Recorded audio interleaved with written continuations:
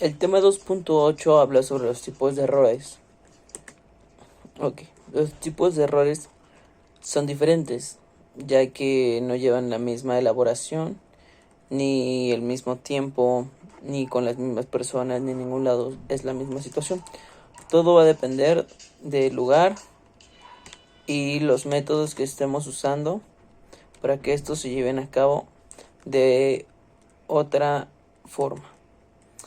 Los errores más comunes es la precisión, la exactitud, el tiempo máximo requerido que podemos usar, también el tiempo mínimo, el absoluto, el error relativo, y hay variedades de estos.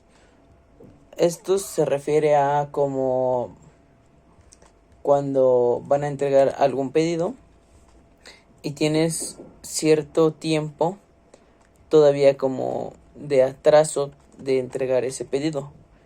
A eso se refieren a las medidas.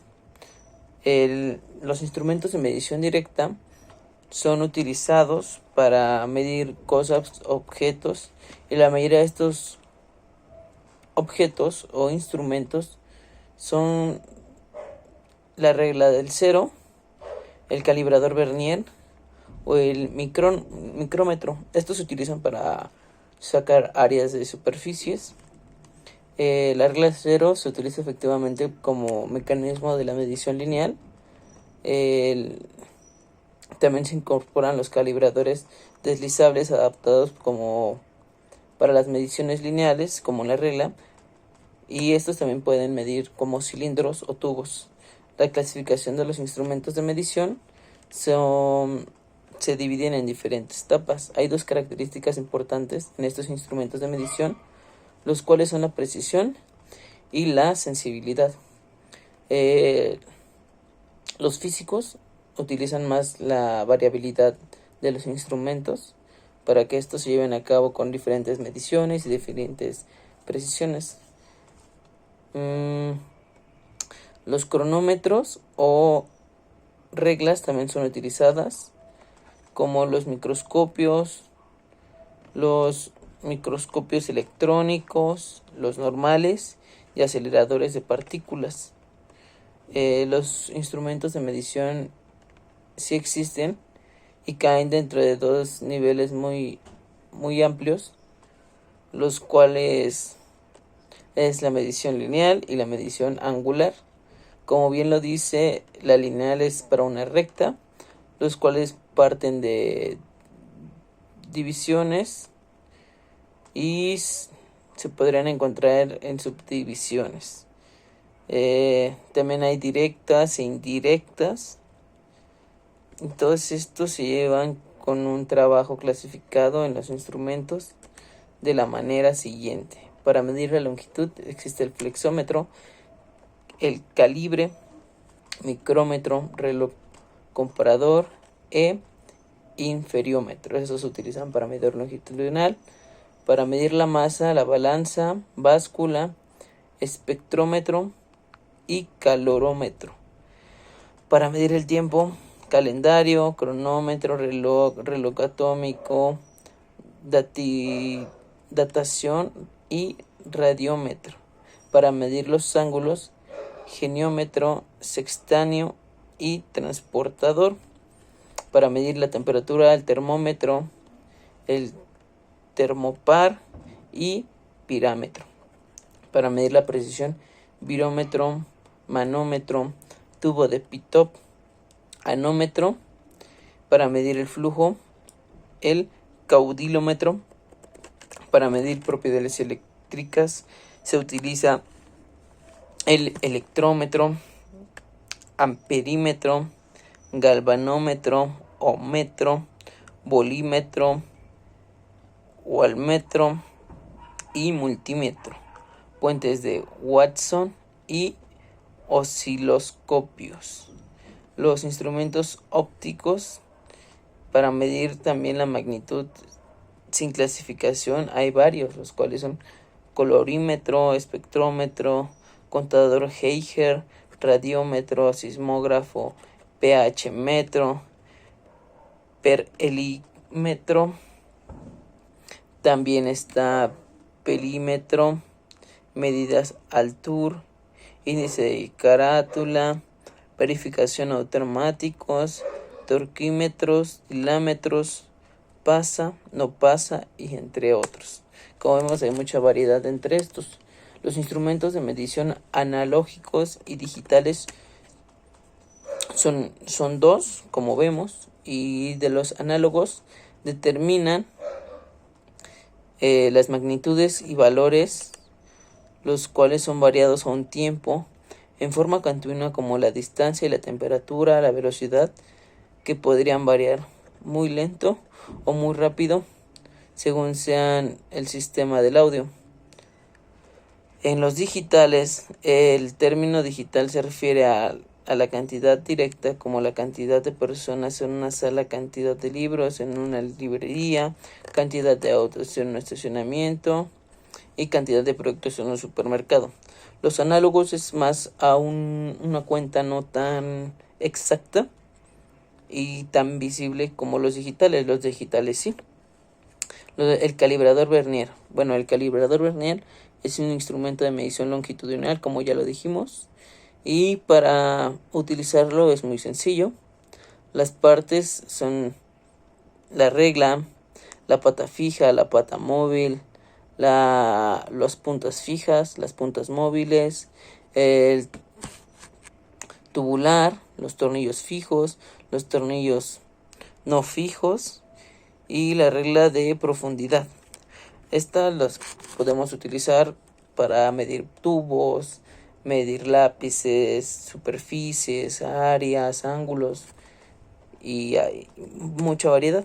El micrómetro es un instrumento de medición longitudinal, como ya también lo habíamos dicho, capaz de valorar dimensiones de milésimas de milímetros. Esta es como para sacar medidas mucho más exactas, como las medidas de los tornillos, las tuercas, las rondanas y así mucha variedad. La presión de los tornillos dadas por el peso de la rosca, el peso de la tuerca, el peso del tornillo, la cuerda y todos esos. Las lecturas deben ser utilizadas con forma constante con un calibrador de acero, y esta lectura de medición para lograrse la mayor parte de los micrómetros también tienen adaptadores, un dispositivo de fuerza constante concéntrico al tambor, que también se utiliza regularmente como contador de tambor de huellas. El contador de carátula es mucho más sencillo, ya que es igual un instrumento de medición en el cual un pequeño movimiento de huequillos amplifica mediante el tren de engranes que tiene. Ese instrumento no entrega valores de medición, sino que entrega valores con mediciones más exactas, más grandes, más precisas. Estas relacionan con el tipo de medición que se desea comparar. Suelen medirse rangos desde 25 milímetros hasta 300 milímetros. Con esto podemos ver que dependiendo qué tan exactos queramos la medición, es cuál de estos aparatos es el que vamos a usar. Los bloques de patrón. Los bloques de patrón, bueno,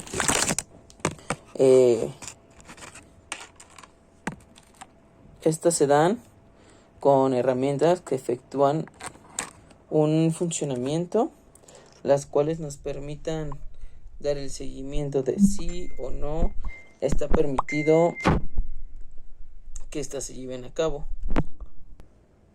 Los calibres pasa no pasa son unas pequeñas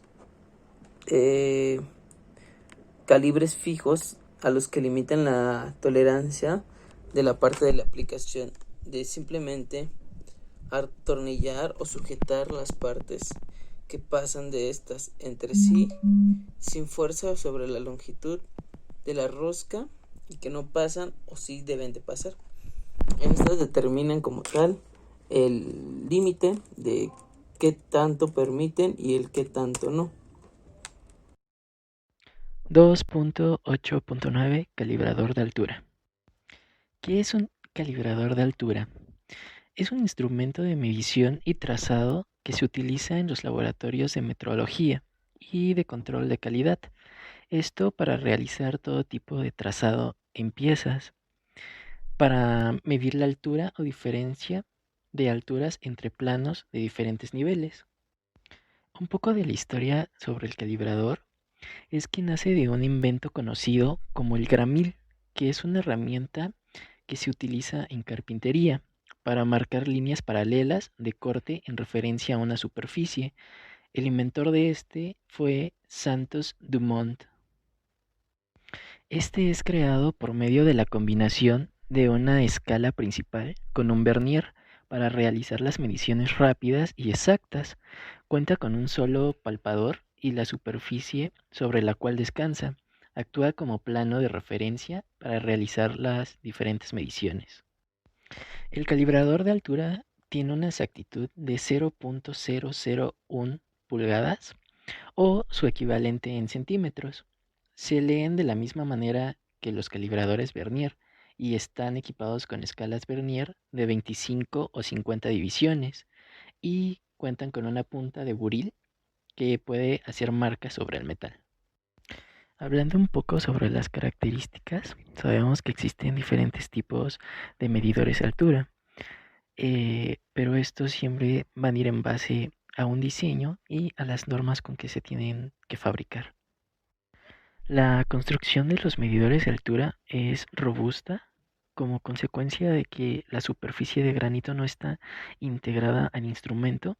Se requiere mantener estabilidad en la perpendicularidad de la escala principal con el plano que tenemos de referencia. En la mayoría de los medidores de altura, la escala principal es ajustable y esto facilita la compensación del desgaste del trazador y el ajuste a cero en cualquier punto de referencia que nosotros tengamos. Y en general se puede decir que el acabado de las escalas es de cromo satinado, lo cual pues nos va a evitar la reflexión de la luz y pues no va a lastimar a la vista. Y hablando un poco sobre el procedimiento para leer las escalas de los medidores de altura, es prácticamente igual a los calibradores Vernier, tanto en escala métrica como en la escala inglesa. Como se muestra en la imagen, podemos ver lo que son las partes del calibrador de altura. En este caso, como es un calibrador digital, pues podemos ver que cuenta con un display y podemos ver que cuenta con la escala en milímetros, la escala en pulgadas, la base que es donde se sostiene todo el cuerpo del calibrador y pues las demás piezas que ya serían el trazador, el sujetador, la barra de soporte, los tornillos de fijación. En cuanto a tipos de calibrador, podemos contar con analógicos y digitales, pero estos solo van a diferir por sus características de construcción, que van a facilitar o van a hacer más confiable su utilización, pero sus aplicaciones son exactamente iguales en cualquiera de los dos casos, porque vamos a contar con Vernier, con carátula y contador y el electrodigital. Algunas precauciones de uso serían elegir el que mejor se ajuste a la aplicación, en este caso sea digital o análogo. Otra precaución sería no aplicar fuerza excesiva al medidor, porque podríamos dañar la punta que hace los trazos y en este caso eliminar cualquier suciedad o polvo antes de usar el medidor. Y también tenemos que verificar el movimiento del cursor, ya que este no debe sentirse suelto o tener algún tipo de juego. Y pues esto se tiene que corregir ajustando el tornillo de presión y el tornillo de fijación. Hablando sobre la aplicación, pues se utilizan principalmente para medir distancias verticales, trazar y medir diferencias de alturas entre planos a diferentes niveles. Las aplicaciones se realizan colocando al medidor de altura un trazador o un indicador de cuadrante con palpador orientable. 2.9. Rugosidad. Aunque la medición de la rugosidad no ha sido considerada durante mucho tiempo por la industria de la metrología es ahora un requisito importante debido al creciente reconocimiento de la importancia y necesidad de tales mediciones. Hablando sobre la definición, nos dice que es una irregularidad provocada por la herramienta de corte o elemento utilizado en su proceso de producción, corte, arranque y fatiga superficial. Como podemos observar en la imagen, contamos con 4 tipos de rugosidades y ondulaciones, y como ya se mencionó, esto es causado por las huellas de las herramientas que han fabricado, y podemos observar que tenemos una superficie rugosa y ondulada, y después tenemos una superficie rugosa sin ondulación. Siguiente, tenemos una superficie ondulada sin rugosidad, y al final tenemos una superficie no rugosa ni ondulada. Y bueno, las ondulaciones son originadas por los desajustes en las máquinas que mecanizan las superficies de las piezas. Y como se observa en la imagen, ahí podemos ver un poco sobre la ondulación y sobre la rugosidad que provocan estas máquinas. En cuanto a sistemas de medición, el rugosímetro es el equipo utilizado para medir la calidad de las superficies. En este caso es el equipo que se utiliza para la medición de la rugosidad en las piezas. Y en cuanto a tipos de rugosímetros, contamos con el que cuenta con palpador inductivo, palpador con capacitativo, palpador piezoeléctrico, patín mecánico y filtrado eléctrico. En cuanto a los tipos de medición de rugosidad, los tipos de sistemas son el de rugosidad RA, rugosidad RX, rugosidad RY y rugosidad RZ, pero los más usuales son RA, RZ y RY. En cuanto a estas medidas de rugosidad más usuales, los RA nos dice que son los valores absolutos de los alejamientos del perfil desde la línea central. Los RZ nos dice que es el promedio de las alturas de picos a valles. Y los RY nos dice que son la máxima altura del perfil, la distancia entre las líneas del perfil de picos y valles. Y pues esto lo podemos ver representado en la imagen. En cuanto a las superficies, como podemos observar en la imagen, contamos con 3 tipos de superficies: la superficie real, la superficie geométrica y la superficie de referencia. La superficie real es la superficie que limita el cuerpo y lo separa del medio que lo separa.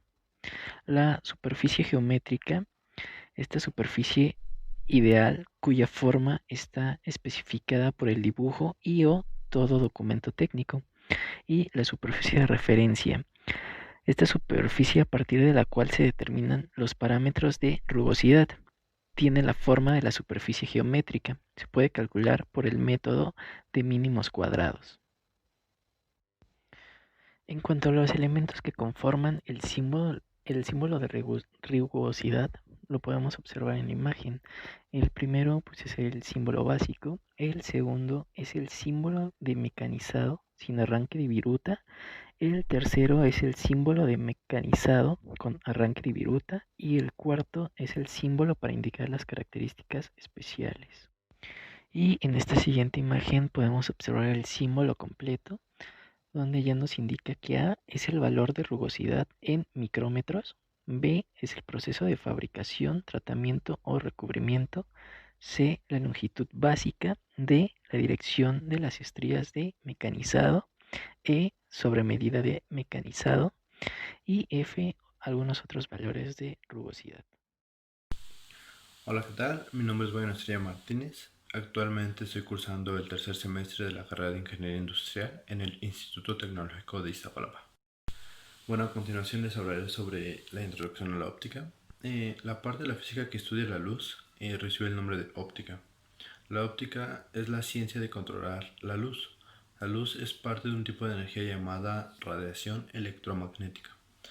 La luz viaja a 300.000 km por segundo, es una onda electromagnética. Eso significa que es una combinación de una onda eléctrica y una onda magnética. Y una onda electromagnética viaja a la velocidad de la luz. El estudio de la óptica se puede dividir en dos partes. Bueno, la primera parte es la óptica geométrica. La óptica geométrica utiliza el método de rayos luminosos. El concepto básico con el que opera la óptica geométrica es el rayo luminoso, que como veremos da solo una descripción aproximada del camino que la luz sigue en el espacio, pero para muchos fines prácticos esa aproximación es más que suficiente. La segunda parte es la óptica física.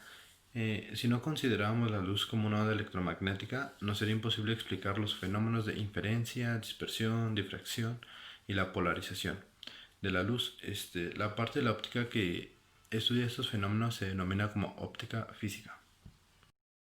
Bueno, continuamos con la diferencia, las ventajas, desventajas de los instrumentos analógicos y los digitales. Se dice que un instrumento es analógico cuando puede tomar todos los valores posibles de una forma continua. Un ejemplo sería el voltaje de una batería, la intensidad de la luz y la velocidad de un vehículo. Y es digital cuando solo puede tomar valores discretos. Por ejemplo, aquí estamos hablando del número de partículas emitidas por un material radioactivo en un segundo, el número de moléculas en un volumen dado de cierto material, el número de revoluciones de un motor en un minuto. Bueno, seguimos. Vamos a hablar sobre las ventajas. Los instrumentos analógicos son de bajo costo, en algunos casos no requieren de ninguna energía de alimentación, tampoco requieren de gran sofisticación y presentan con facilidad las variaciones cualitativas de los parámetros para visualizar rápidamente si el valor aumenta o disminuye. Y es sencillo de adaptarse a diferentes tipos de escalas no lineales. Y las ventajas de los instrumentos digitales tienen alta resolución, alcanzando en algunos casos más de 9 cifras de lectura de frecuencia y una gran exactitud. También pueden eliminar posibilidad de errores por confusión de escalas. Tienen una rapidez de lectura que puede superar las 1000 lecturas por segundo también. Y puede entregar información digital para el procesamiento inmediato en la computadora. Y las desventajas de los instrumentos analógicos es que tienen poca resolución, típicamente no proporcionan más de 3 cifras. El error se limita a una cierta exactitud. Las lecturas se presentan a errores graves cuando el instrumento tiene varias escalas. También la rapidez de lectura baja típicamente a una lectura por segundo y pueden emplearse como parte de un sistema de procesamiento de datos de tipo digital. Y la desventaja de los instrumentos digitales es que son de costo elevado, también son complejos en su construcción, las escalas no lineales no son difíciles de introducir y en todos los casos requieren forzosamente la fuente de alimentación. Bueno, los instrumentos ópticos son una aplicación de espejos y las lentes a la formación de imágenes más grandes, más pequeñas, más próximas o más alejadas de un objeto. Los instrumentos que forman imágenes reales se denominan como objetivos. No necesitan del ojo humano para observar la imagen del objeto. Y algunos ejemplos de estos podrían ser los lentes de contacto, las fotocopiadoras, microscopios y lupas, proyectores de rayos X, de CD, los telescopios, los lentes de aumento también y la cámara fotográfica, ya que pues son los que con su ayuda podemos ver de una manera más lejana, más cercana. Bueno, ahora vamos con los instrumentos mecánicos, que los instrumentos mecánicos son instrumentos de medición que deben ser manipulados físicamente. Cada día son reemplazados por electrónicos que nos permite tener una mejor resolución y evitan errores de paralaje. Sin embargo, hoy por hoy constituye una alternativa económica en algunos casos. Dicho tipo de instrumentos están constituidos por todos aquellos que se valen de una medición directa a través de un mecanismo. Por ejemplo, estaríamos hablando de los micrómetros, del calibrador de Vernier, durómetros, indicadores de carátula, palpadores y tensiómetros también. Bueno, seguimos con los medidores de presión. Los medidores de presión son instrumentos de precisión fabricados para medir la presión sanguínea, la presión de los líquidos, gases en tuberías o tanques de almacenamiento y la presión atmosférica. Cabe recalcar que cada uno tiene sus ciertos medidores para así se acomoden a sus necesidades. Algunos ejemplos serían los medidores mecánicos, medidores electromagnéticos y los electrónicos. Bueno, ahora hablaremos de los medidores de torsión. Los mecanismos de torsión nos ayudan a validar la consistencia de los materiales con los que trabajaremos y así poder calificar la calidad del producto final. La torsión también puede hacerse con una palanca que ayuda a facilitar el esfuerzo en un lugar donde se realiza la torsión. Hay ciertos instrumentos para medir la torsión y la elasticidad. Sería uno la torsión de presión, el doble giro, disputa elástica, el girando el hilo y rotación del modo de la palanca también.